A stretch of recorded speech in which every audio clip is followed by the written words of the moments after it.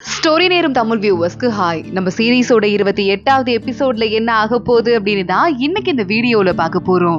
Last எபிசோட்லயே வைஷாவ் கிட்ட வெய்யன் வந்து நான் இதுக்கும் மேல இந்த ஊர்ல இருக்க போறது இல்ல, நான் கிளம்ப போறேன் அப்படின்னு சொல்லிட்டு இருந்தான். அதோட தான் முடிஞ்சது. இந்த எபிசோட்ல வைஷாவ் இங்க பாரு, அந்த ஊருக்கு எதை நம்பி போற அப்படின்னு கத்த ஆரம்பிக்க உடனே வெய்யான் எல்லாரையும் பார்த்து இங்க இருக்கிற எல்லாருக்கும் ஒண்ணு சொல்லிக்கிறேன், சென்பெங் இருக்காரே அவர் தான் என்னோட அப்பா, இப்போ நான் என்னோட ஊருக்கு போக போறேன் அப்படின்னு சொல்ல எல்லாரும் ஷாக் ஆயிட்டு பாத்துட்டு இருக்காங்க. 20 வருஷமா நம்ம 2 பேரும் ஒன்னா இருந்திருக்கோம், அந்த அடிப்படையில கேக்குறேன், என்ன போக விட்டு, இதுக்கும் மேல நீயும் நானும் அண்ணன் தம்பிங்க கிடையாது அப்படின்னு சொல்லிட்டு அங்கிருந்து அவன் கிளம்ப ஆரம்பிக்க, ஆனா வைஷாவுக்கு மனசே இல்லாம வேகமா குதிரை எடுத்துட்டு பின்னாடியே வந்துட்டு இருக்கான். அந்த ரூமரை யாரு கிளப்புனா அப்படிங்கறத இன்னும் 2 நாள் எனக்கு டைம் கூட நான் கண்டுபிடிச்சிடுறேன், அவங்களை சும்மா விட மாட்டேன் அப்படின்னு வைஷாவ் கத்த ஆரம்பிக்க, எது எப்படி இருந்தாலும் நிறைய பேர் உண்மையை நம்ப போறது கிடையாது, அப்பயும் பிரச்சனை வரதுக்கு அதிகமா வாய்ப்பு இருக்கு, நான் இங்க இருந்து போறதுதான் கரெக்டா இருக்கும், நீ எதுக்காக பயப்படுற, நான் போனதுக்கு அப்புறமா வெய்நாட்டுக்கு எதிரா பியாங்ஷு நாட்டுக்காரனா நான் எதிர்த்து வருவேன் பயப்படுறியா அப்படின்னு வெய்யான் கேட்க, உடனே நம்ம வைஷாவ் வெய் எதுக்கும் பயப்பட போறது கிடையாது, ஆனா நீ பாட்டி கிட்ட வந்து இந்த விஷயத்த சொல்ல முடியுமா, அது மட்டும் இல்லாம நீ போனதுக்கு அப்புறமா உனக்கு அவங்க தலைவர் பதவியை தூக்கி கொடுத்துருவாங்கன்னு நினைக்கிறியா அப்படின்னு வைஷாவ் கேட்க, இதுக்கும் மேல நான் தனியான பாதையில போக விட்டுரு, இதுக்கும் மேல ஒருவேளை எனக்கு தலைவன் பதவி கிடைச்சதுன்னா அதிர்ஷ்டம், இல்ல கிடைக்கலன்னா நான் அடுத்த வேலையை பார்த்துட்டு போயிட்டே இருப்பேன், ஆனா ஒன்ன ஃபாலோ பண்ணிட்டு வந்துட்டே இருக்க மாட்டேன், நான் சொல்றது கேளுன்னு சொல்லிட்டு வெய்யான் டக்குன்னு அவனோட சுண்டு விரல்ல அவன் கத்தியால வெட்டிக்கிறான். போய் பாட்டி கிட்ட சொல்லு, பாட்டியோட உயிர் இருக்கிற வரைய நான் ஒரு தலைவனா இருந்தா வெய் மேல போர் எடுத்து என்னைக்கும் வரமாட்டேன், இது சத்தியம் அப்படின்னு சொல்லிட்டு கையில ஒரு ஒயின் பாட்டில் வச்சிருக்கான், அத உன்னோட சகோதரனா இன்னைக்கு இங்க குடிக்கிற அப்படின்னு பாதி குடிச்சிட்டு மீதிய வைஷாவ் கிட்ட தூக்கி போடுறான். வைஷாவ் கண்ணுல கண்ணீரோட பாத்துட்டு இருக்கான். அழாதன்னு சொல்றேன்ல, எனக்குன்னு வீட்டுக்கு போகும்போது இல்ல வீட்டுக்கு வரணும்னு தோணும் போதெல்லாம் இந்த இடத்த நினைச்சுக்கணும்னு நான் யோசிச்சுட்டு இருந்தேன், ஆனா இப்ப எனக்குன்னு வீடுன்னு ஒண்ணு இருக்கானே எனக்கு தெரியல, அழாத, நான் எதுவா இருந்தாலும் பாத்துக்கிறேன் அப்படின்னு வெய்யான் அங்கிருந்து கிளம்பி போக வைஷாவ் பயங்கரமா அப்செட் ஆயிடுறான். இங்க ஷீச்சிக்கு வேலைக்கார லேடி எல்லா விஷயத்தையும் சொல்றாங்க, பாட்டி இந்த மாதிரி உடம்பு சரியில்லாம போயிடுச்சு, என்னாலேயே தடுக்க முடியல, பாட்டியாலையும் வெய்யான தடுக்க முடியலன்னு சொல்லிக்கிட்டு இருக்கும் போதே அங்க வைஷாவோட அம்மா ஓடி வராங்க, என் மாமியாருக்கு உடம்பு முடியலையாமே, வேகமா உள்ள போயிட்டு தலையில முட்டிக்கிட்டாங்களாமே அப்படின்னு, சீக்கிரமா போங்க, போயிட்டு ஆக வேண்டிய வேலையெல்லாம் பாருங்க, அஞ்சலி எல்லாம் செலுத்தணும்லன்னு சொல்ல ஷீச்சி உடனே அவங்க அத்தை வாய மூடி இந்த பக்கம் திரும்பி பாருங்க அப்படின்னு சொல்றா. பாட்டி நல்லா கண்ணு முழிச்சிட்டு சோகத்துல படுத்துட்டு இருக்காங்க. ரொம்ப நாளா நீ எதிர்பார்த்தது நடக்கலன்னு ஃபீல் பண்ற போலயேன்னு பாட்டி கேட்க, என்னத்தை இப்படி எல்லாம் சொல்றீங்க, நானே எவ்வளவு தெரியுமா கஷ்டப்பட்டுட்டேன், இதுக்கு மேல எல்லா பொறுப்பையும் நம்மளே பாத்துக்கணுமே ஃபீல் பண்ணேன், நீங்க வேற ரெஸ்ட் எடுங்க, நான் அப்புறம் வந்து உங்களை பாக்குறேன் அப்படின்னு வலிஞ்சுகிட்டே அங்க இருந்து அத்தை கிளம்பி போயிட ஷீச்சியும் கூடவே போறா. வைஷாவை பாக்குறதுக்கு ஷீச்சி வந்துடுறா. பாட்டி இப்போ பரவாயில்ல, கொஞ்சமா நார்மல் ஆயிட்டாங்கன்னு சொல்ல, அவன் எனக்கு ரொம்ப முக்கியமானவன், எனக்கு முக்கியமானவங்க எல்லாம் என்னை விட்டு போகும்போது இனிமே யாருமே கூட இருக்க மாட்டாங்களோன்னு பயமா கவலையா இருக்குன்னு வைஷாவ் சொல்லிட்டு இருக்கான். ஷீச்சி பாக்குறா, பாட்டி இந்த வார்த்தையெல்லாம் கேட்டா எவ்வளவு வருத்தப்படுவாங்கன்னு வைஷாவை கட்டி புடிச்சிட்டு, எனக்கு புரியுது, நானும் எங்க வீட்டை விட்டு ரொம்ப தூரத்துல இருக்கேங்கிறதால அவங்களை மிஸ் பண்ற வழி எனக்கும் தெரியும், ஆனா நாங்கெல்லாம் இருக்கோம்ல, நாங்க எல்லாருமே உங்க குடும்பம் தானே, உங்க தளபதிங்கெல்லாம் உங்க தம்பிங்க தானே, அத பத்தி யோசிச்சு பாருங்க, அதுவும் இல்லாம தப்பு யார் பண்ணாவோ அதை கண்டுபிடிங்கன்னு சொல்ல வைஷாவ் ஆமா அதுதான் முடிவு பண்ணிருக்கேன் அப்படின்னு சொல்லிடுறான். இங்க வைஷாவ் அவனோட கோர்ட்ல இருக்கும்போது சூகிய கூப்பிட்டு விட்டதா தகவல் வருது. சூகி பாக்குறா, ஒருவேளை ஏதாவது விஷயம் தெரிஞ்சிருக்குமோன்னு வேலைக்கார பொண்ணு கேட்க, எனக்கு வேற வழியே இல்ல, இந்த வைஷாவை எப்படியாவது கல்யாணம் பண்ணி ஆகணும், சோ என்ன நடக்குதுன்னு பாத்துடலாம் அப்படின்னு அங்க இருந்து கிளம்பி போறா. வைஷாவ் அங்க பாத்துக்கிட்டே ஒரு விஷயத்துல எனக்கு டவுட் இருந்தது, அதை பத்தி கேட்கலாம் தான் கூப்பிட்டேன், இந்த பொண்ணு தெரியுமா அப்படின்னு சொல்ல அங்க வெய்யான் கிட்ட வேலைக்கார பொண்ணா இருந்தால அந்த பொண்ணு முன்னாடி வந்து நிக்கிறா. உடனே சூகி பாத்துட்டு, எல்லாருமே வெய்யான் ஷீச்சி மாதிரியே ஒரு பொண்ணை வேலைக்கு வச்சிருந்தான்னு சொன்னாங்க, அது பொய்யே நினைச்சேன், அது உண்மைதான் போல, இந்த பொண்ணு பார்க்க அப்படியே இருக்கான்னு சொல்ல, வேற எதுவும் சொல்றதுக்கு இல்லையா அப்படின்னு வைஷாவ் கேக்குறான். இல்லையே வேற ஒன்னும் சொல்றதுக்கு இல்லன்னு சொல்ல, இந்த பொண்ணு கிட்ட நான் எல்லா உண்மையும் வாங்கிட்டேன், அந்த பெயிண்டிங் இருக்கிற விஷயம் உனக்கு தெரிஞ்சு நீ சொல்லிதான் அந்த பொண்ணு என்கிட்ட சொல்ல வந்திருக்கா, அது மட்டும் இல்லாம இன்னும் நிறைய வேலை நீ பாத்துருக்கன்னு சொல்ல, என்னை விட இந்த பொண்ணை நீங்க அதிகமா நம்புறீங்களா அப்படின்னு சொல்லிட்டு கேட்க ஆரம்பிக்கிறா சூஹி. ஆமா அப்படின்னு வைஷாவ் சொல்லிடுறான். சரி ஓகே, நான் தான் பண்ணேன்னு ஒத்துக்கிறேன், ஆனா நம்ம நாட்டுக்காக தான் பண்ணேன், இல்லன்னு வச்சுக்கோங்களேன், அந்த பொண்ணு யாரு, சியாவ் நாட்டு பொண்ணு ஷீச்சி, அவ பின்னாடி நீங்க போயிட்டு இருக்கீங்க, அது சரி கிடையாது அப்படின்னு சொல்லிக்கிட்டு இருக்கும் போதே அவனை கூட்டு வாங்கன்னு வைஷாவ் சொன்னதுமே சூஹியோட கசனை கூட்டு வராங்க.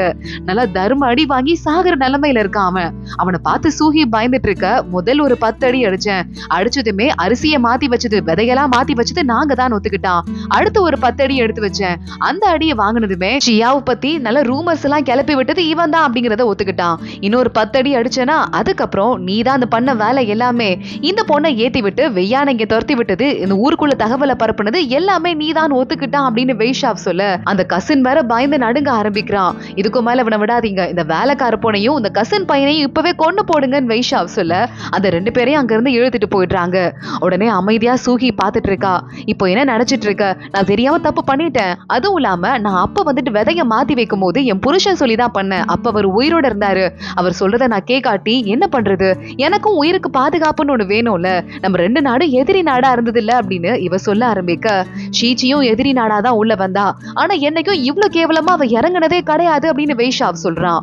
ஷீச்சியும் நானும் ஒண்ணு கிடையாது, ஷீச்சியை பாத்துக்கிறதுக்கு ஒரு நல்ல குடும்பம் இருக்கு, ஆனா என்ன எங்க குடும்பத்துல அடகு வச்சுட்டாங்க, நான் சின்ன வயசுல இருந்து படாத கஷ்டம் இல்ல, உன் அண்ணன் மட்டும் சாகாம இருந்திருந்தா, ஏன் இந்த சியா குடும்பம் மட்டும் துரோகம் பண்ணாம இருந்திருந்தா உன் அண்ணன் செத்துருக்க மாட்டான், நான் அவனை கல்யாணம் பண்ணிட்டு சந்தோஷமா இருந்திருப்பேன், இல்ல கல்யாணம் தான் பண்ண அதுக்கப்புறம் ஒருத்தனை, அவனுக்கும் உடம்பு முடியாம போயிட்டு என் கூட கடைசி வரைய வாழ கூட முடியல அவனுக்கு, இப்படி நான் கஷ்டப்பட்டுக்கிட்டே இருக்கேன் அப்படின்னு சொல்லிட்டு அழ ஆரம்பிக்க வைஷாவை பாக்குறான். உனக்கும் எல்லாம் நல்லவங்க எல்லாம் வாழ்க்கையில கிடைச்சாங்க, ஷீச்சியை பத்தி மட்டும் சொல்லிக்கிட்டு இருக்க, என் அண்ணன் உன் மேல உண்மையாவே பாசம் வச்சிருந்தான், உனக்கு எதுவும் கெட்டது நடந்துடக்கூடாதுன்னு நினைச்சான், அதுக்கப்புறம் ஹஸ்பண்ட் உனக்காக அவ்வளவு விஷயத்த பண்ணாரு, அவரே நீ நல்லா பாத்துக்கல, யாருக்கும் உண்மையா இல்ல, நீ ஒரு மனுஷியே இல்லன்னு சொல்ல எனக்கு கொண்டுடாத, எனக்கு வந்து ராணி மச்சம் இருக்கு, எனக்கு இருக்கிற அந்த அதிர்ஷ்டத்துக்கு நீ ராஜாவாயிடுவேன்னு சொல்ல வைஷாவை பக்கத்துல உட்காந்து அவன் நெத்தியில கை வச்சு அந்த பொட்டை அழிச்சிடுறான். உன் நெத்தியில இருக்கிற அந்த மச்சம் பொய் அப்படின்னு என் அண்ணனுக்கே தெரியும், ஆனா தெரிஞ்சும் உன்னை கல்யாணம் பண்ணிக்கிறதுக்கு ரெடியா இருந்தான், அவன் காதலுக்கு நீ கொஞ்சம் கூட தகுதியே இல்லாத ஆளு அப்படின்னு அந்த டோக்கனை வைஷாவ் எடுத்துடுறான். இவளுக்கு தண்டனை கொடுங்க அப்படின்னு, இவ மூக்க வெட்டிருங்க, அதுதான் இவளுக்கு கொடுக்குற தண்டனை, ஏன்னா இவளை கொல்ல மாட்டேன் பத்திரமா பாத்துக்குவேன்னு என் அண்ணன் கிட்ட வாக்கு கொடுத்திருக்கேன் அப்படின்னு வைஷாவ் சொல்ல என்னை இப்பவே கொன்னுட்டா பரவாயில்ல, இல்லனா உன்னையும் உன் பொண்டாட்டியையும் ரொம்ப மோசமான நிலைமைக்கு கொண்டு வந்து நிறுத்தாம விட மாட்டேன். நீ என்ன நினைச்சிட்டு இருக்க இப்போ, அவன் வந்து உனக்கு உண்மையா இருக்கானா, அவன் உன்கிட்ட இருக்கிற பதவியவோ இல்ல பவரையோ லவ் பண்ணிக்கிட்டு இருக்கா, அவ்வளவுதான், என்னைக்காவது அவன் நாட்டுக்கும் ஓ நாட்டுக்கும் சண்டை வரும்போது உன்கிட்ட இருக்க காதலாவது ஒன்னாவதுன்னு போயிடுவா, ஆனா நான் உங்க 2 பேரையும் மோசமான நிலைமைக்கு நிறுத்துவேன் மறுபடியும் சொல்ல இவன் மூக்க வெட்டிருங்கன்னு சொல்லிட்டு வைஷாவ் அங்க இருந்து வந்துடுறான். அவனோட மூக்க நுனிய வெட்டிடுறாங்க அங்க இருக்கிற தளபதிகளும். வைஷாவ் அங்க நினைவு மண்டபத்துக்கு வந்து சோகமா இருக்க ஷீச்சி வெளியவே வெயிட் பண்ணிட்டு இருக்கா. ரொம்ப வருத்தப்படுறீங்களா, ரெக்ரெட் பண்றீங்களா அப்படின்னு கேட்க, இவ்வளவு மோசமான வேலையை அவ செய்வா நான் நினைச்சு கூட பாக்கல, ஆனா எனக்கு கல்யாணம் பண்ணிக்கணும்னு அவ ஆசைப்பட்டுக்கிட்டே இருந்தான்னு சொல்ல, ஆமா அவளுக்கு அடுத்து பெரிய ஆளாகணும் ராணி ஆகணுங்கிற ஒரே எண்ணம் தான் இருக்கு, நீங்க உங்களுக்கு ராஜாவாகிறதுக்கான எல்லா தகுதியும் இருக்குங்கிறதால அவ உங்க மேல பிரியம் வச்சிருப்பாங்கிறத என்னால நம்ப முடியுது, ஆனா அதுக்காக அவ உங்க அண்ணனுக்கு துரோகம் பண்ணிட்டா நினைக்காதீங்க, உங்க அண்ணன் இருக்கிற வரைய அவ உண்மையாதான் இருந்திருக்கா அப்படின்னு ஷீச்சி சொல்லிக்கிட்டு இருக்கா. மக்கள் மாறதான் செய்வாங்க, நீ மாற மாட்டலன்னு கேட்க, எனக்கு வேண்டியது எல்லாமே என்கிட்ட இருக்கு, நான் மாற தேவையே இல்ல அப்படின்னு ஷீச்சி சொல்றா. வைஷாவ் அவளை சிரிச்சுக்கிட்டே கட்டி பிடிச்சுக்கிறான். இங்க மூக்கு அறுபட்டு சூஹிய வெளியே துரத்தி விட்டுறாங்க. ஒரு வண்டியில வந்து உட்காந்துட்டு அவ மூக்கு காயத்துக்கு மருந்து போட்டுட்டு இருக்கா. பாத்திரத்தை மட்டும் கொடுக்குறா, அந்த ரத்தத்தை வெளியே கொட்டிருங்க அப்படின்னு. அந்த பொண்ணு போய் அடுத்த தண்ணிய வைக்கலான்னு உள்ள போகும்போது சூஹியோட முகத்தை பாத்துடுறா.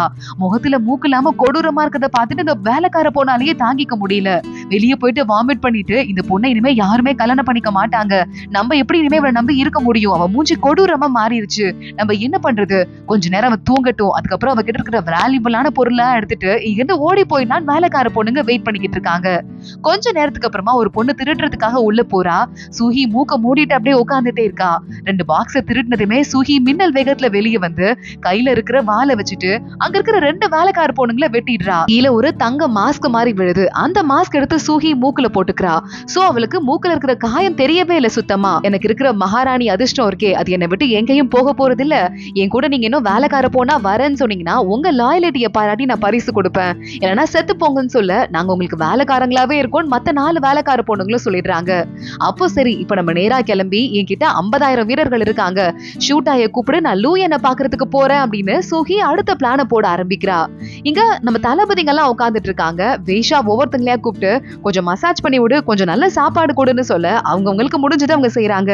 ஏன்னா கல்யாணமே ஆகாத பசங்களா இருக்கதால உங்களுக்கு சாஃப்டா எப்படி இருக்குதுன்னே தெரியாம போயிடுச்சுடா. எப்படி யாராவது மசாஜ் பண்ணுவாங்களா, இதை யாராவது சாப்பிடுவாங்களா, இதெல்லாம் சரிப்பட்டு வராது, ஷீச்சி அப்படி பண்ணுவா இப்படி பண்ணுவான்னு புகழ்ந்து தள்ளிக்கிட்டே இருக்கான். உடனே தளபதிங்க எல்லாம் டல் ஆயிடுறாங்க. அப்போ ஒருத்தன் உள்ள வந்துட்டு, உங்களை வந்து ஷீச்சி மேடம் வீட்டுக்கு இன்னும் வரலையான்னு கேட்டு விட்டாங்கன்னு சொல்ல, சரி என் பொண்டாட்டி கூப்பிட்டு விட்டுட்டா, உங்களை மாதிரி நான் வெட்டி பையனா, நான் குடும்பஸ்தண்டா, வீட்டுக்கு கிளம்பி போறேன் அப்படின்னு வைஷாப் கிளம்பி போயிடுறான். தளபதிங்க எல்லாம் பார்த்துட்டு நம்மள வெறுப்பேத்துறதுக்காகவே இப்படி எல்லாம் பண்ணிட்டு இருக்காரா, ஏன் இப்படி பண்றாருன்னு சொல்லிக்கிட்டு இருக்க, புதுசா கல்யாணம் ஆன ஃபீல்ட்லயே இவர் என்ன சுத்திக்கிட்டு இருக்காருன்னு குட்டி தளபதி சொல்லிக்கிட்டு இருக்கான். ஒண்ணு நம்ம பெரிய தளபதி பார்த்துட்டு அவங்க 2 பேருக்கும் வந்து துக்கம் அனுஷ்டிக்கிற காலம் முடிய போகுது, அவங்களுக்கு ஃபர்ஸ்ட் நைட் சீக்கிரமா நடக்க போகுது, அப்ப இதுக்கும் மேலதான் அவங்களுக்கு புது கல்யாணம் ஆன ஃபீலிங்கே வரப்போகுதுன்னு சொல்ல உடனே அப்படியா அப்படின்னு கூட்டி தளபதி கேட்டுட்டு இருக்கான். இங்க ஒரு வழியா மூக்குல அந்த முகமூடிய மாட்டிக்கிட்டே சூஹி லூயனை பாக்குறதுக்கு வந்துடுறா. அடுத்த ஐடியா எல்லாம் கொடுக்க ஆரம்பிக்கிறா. இந்த போயா இருக்கே, இந்த போயாக்கு ஹெல்ப் பண்றது வேற யாரும் இல்ல, வைஷாவ் தான் மாறு வேஷத்துல அங்க பீச்சிய வச்சிட்டு இருக்கான், அந்த இடத்த நம்ம பிடிக்கிறதுக்கு இந்த வழியா போலாம் அப்படின்னு சொல்ல ரொம்ப மோசமான ஒரு ஐடியாவா தான் இருக்கு, ஆனா கண்டிப்பா வேலை செய்யறதுக்கு வாய்ப்பு இருக்கு. ஷீச்சியும் ரொம்ப மோசமா ஐடியா போடுற இந்த திருட்டுத்தனமான லேடி தான், நல்ல வேலை வைஷாவை கல்யாணம் பண்ணிக்கிட்டா அப்படின்னு லூயன் சொல்லிக்கிட்டு இருக்கான். பரவாயில்ல, நானும் அந்த மாதிரி நிறைய ஐடியா எல்லாம் வச்சிட்டு இருக்கேன், ஒவ்வொன்னா உங்களுக்கு எடுத்து கொடுக்குறேன் அப்படின்னு சொல்லிட்டு இவ பாத்துட்டு இருக்க. அப்புறத்துக்கு மூக்குல முகமூடி அப்படின்னு லூயன் கழட்டுறதுக்காக போறான். இல்ல இதை இப்போதைக்கு கலட்ட கூடாது, என்கிட்ட 50,000 வீரர்கள் இருக்காங்க, நம்ம பண்ண வேண்டிய வேலை இன்னும் நிறைய இருக்கு அப்படின்னு தள்ளி போயிட்டு சூஹி நின்னுக்கிறா. நமக்குள்ள இந்த கூட்டணி ஒர்க் அவுட் ஆகும் நினைக்கிறீங்களா அப்படின்னு கேட்டுட்டு சூஹி நேரா உள்ள போயிடுறா. மூக்கு ரொம்ப வலிக்க ஆரம்பிக்குது. அவ பாட்டுக்கு அமைதியா மேக்கப் போட்டுட்டு இருக்கா. உங்க ஊர்ல இருந்து யாரோ ஆளுங்க வந்திருக்காங்களா, உங்களை லூயன் கூப்பிட்டாரு அப்படின்னு தளபதி சொல்றான். உடனே சூஹியும் பாக்குறதுக்கு போறா. பார்த்தா சூஹியோட வீட்ல இருந்து யாரோ வந்திருக்காங்க, இந்த லெட்டர் வந்திருக்கு, நீங்க மட்டும் எங்க சூஹி மேடம் ரெண்டாவதா கல்யாணம் பண்ணிட்டு அதாவது துணை மனைவியா வச்சுக்கிட்டீங்கன்னா எவ்வளவு டவுரி கொடுக்குறாங்கன்னு அதுல நிறைய எழுதி இருக்கு. அத சூஹி கையில வாங்கலான்னு பாக்க கையில கூட கொடுக்காம இவ்வளவு அவமானப்படுத்துற மாதிரி போத்து நாங்க வரவங்க கீழே போட்டுடுறாங்க.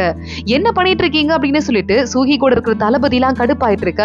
சூஹி பாக்குறா, என்கிட்ட 50,000 வீரர்கள் இருக்காங்க நான் டவுரியா கொடுக்கறதுக்கு, துணை மனைவியா நான் ஆகவே மாட்டேன்னு சொல்ல சூஹி வீட்ல இருந்து வந்தவங்க, இங்க பாருங்க உங்களுக்கு ஏற்கனவே நடக்கிறது 2வது கல்யாணம், உங்களுக்கு யாரு இவ்வளவு டவுரி கொடுத்து பெருசு அளவுல கல்யாணம் பண்ணி வைப்பா, நீங்க அமைதியா இருந்து இந்த கல்யாணத்தை ஏத்துக்கோங்க அப்படின்னு அவன் குடும்பத்துல இருந்து வந்தவன் சொல்லிக்கிட்டு இருக்க. ஆனா லூயன் ஏஞ்சிடுறான். இந்த பொண்ணை நான் 2வதா கல்யாணம் பண்ணிக்க போறது இல்ல, அவளுக்கு நீங்க கொடுக்குற டவுரியோட 2 மடங்கு நான் திருப்பி அவளுக்கே கொடுக்குறேன், இவ்வளவு முதல் மனைவியா மனசு விரும்பி நான் கல்யாணம் பண்ணிக்க போறேன் அப்படின்னு லூயன் சொல்ல சூஹி சிரிச்சுட்டே பார்க்க ஆரம்பிக்கிறா. அத்தோட தான் இந்த எபிசோட் முடியுது. அடுத்தடுத்து என்ன ஆக போது தொடர்ந்து பார்க்கலாம். இந்த வீடியோவை லைக் பண்ணிக்கோங்க, மறக்காம நம்ம சேனலுக்கு சப்ஸ்கிரைப் பண்ணிட்டு பெல் ஐக்கானையும் கிளிக் பண்ணிக்கோங்க. அடுத்த வீடியோல பார்க்கலாம். அது வரைய பாய்.